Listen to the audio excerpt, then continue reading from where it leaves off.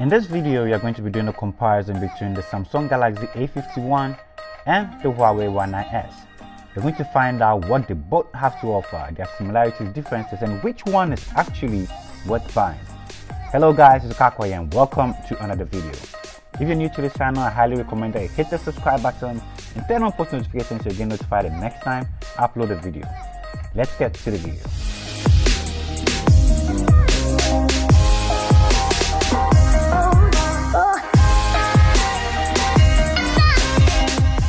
So let's get some background out of the way. The Huawei Y9s was released in late of 2019, November, currently going for $289 on AliExpress, while the Samsung Galaxy A51 was released in early of January 2020, starting from $284 on Amazon, almost close to that of the Huawei Y9s. Now let's talk about the design. The Huawei Y9s has a front and back glass and weighs about 206 grams. This device feels really solid compared to the Samsung Galaxy A51. The Samsung Galaxy A51 has a front and plastic body and weighs about 172 grams. Still feels premium though, but a little bit light compared to the Y9s. On the right side of both devices, you can find the volume rockers and the power button. The Y9s has a fingerprint sensor inside the power button. On the left side though, the Y9s has nothing. The A51 has a dual SIM card tray situated at the top.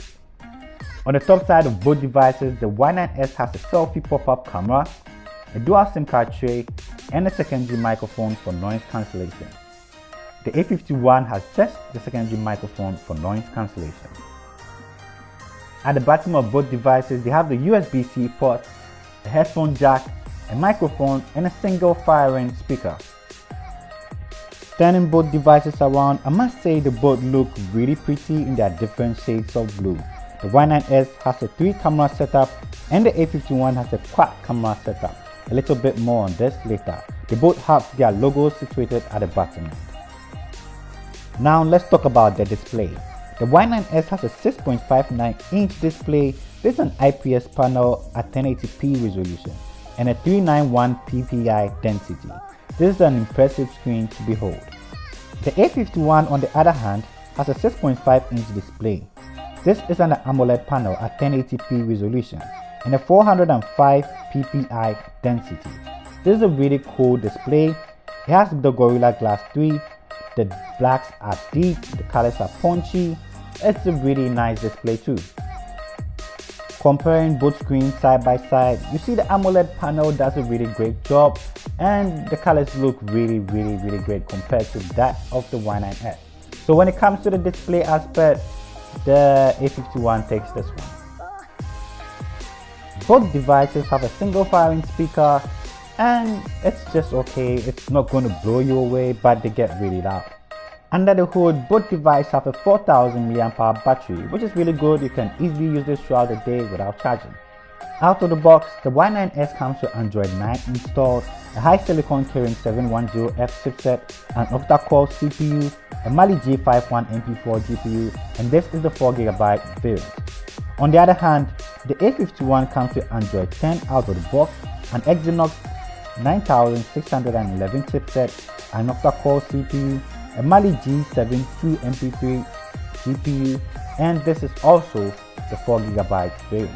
Testing both devices on Geekbench, the Y9s scored 321 in a single core performance and 1193 in a multi-core performance. The A51 on the other hand scored 348 in a single core performance and 1159 in a multi-core performance. Next, we're going to do an app opening test to see how this actually performs in everyday usage. Before we do that, let's clear the memory of both devices and we're going to do a quick restart to see which one actually starts up first.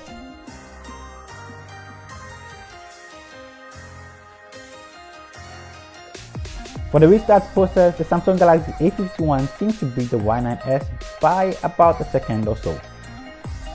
Now let's try opening some apps to see which one starts faster. The first app we are going to try here will be Candy Crush.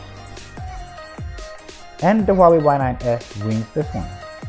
The second app is going to be Instagram. And the Huawei Y9s wins this one too. The third app we are going to try will be Twitter. And yet again, the Huawei Y9s beats the A51 to the finish line. Now let's try some native apps after we're already installed on phone. First up, you're going to try the Call app, and the Huawei Y9s beats the A51 again. The next app is going to be the Camera app, and yet again the Huawei Y9s wins. When it comes to RAM management too, both devices do a really good job at that. So if the app opening speed is something you look out for, the Huawei Y9s is something you should definitely check out. Now let's talk about the cameras on these devices. The A51 has a 48 megapixel main shooter, a 12 megapixel ultra wide camera, a 5 megapixel macro camera, a 5 megapixel depth sensor, and a 32 megapixel selfie camera, which is this cute little thing on the screen. I really like the placement. I like how small it is. The Y9s on the other hand has a 2 megapixel depth sensor, a 48 megapixel main shooter, an 8 megapixel ultra wide camera, and a 16 megapixel selfie pop-up camera, which I think is really cool because it frees up space on the screen and gives this immersive full screen experience. I really like that too. So let's check out some footage from both cameras. When it comes to pictures, I think they both do an okay job. Pictures are punchy, they're sharp. You can easily get away with these pictures. They both have wide angle cameras, which are really cool. When it comes to the videos, they both shoot at 4K at 30 frames per second. So these are sample videos.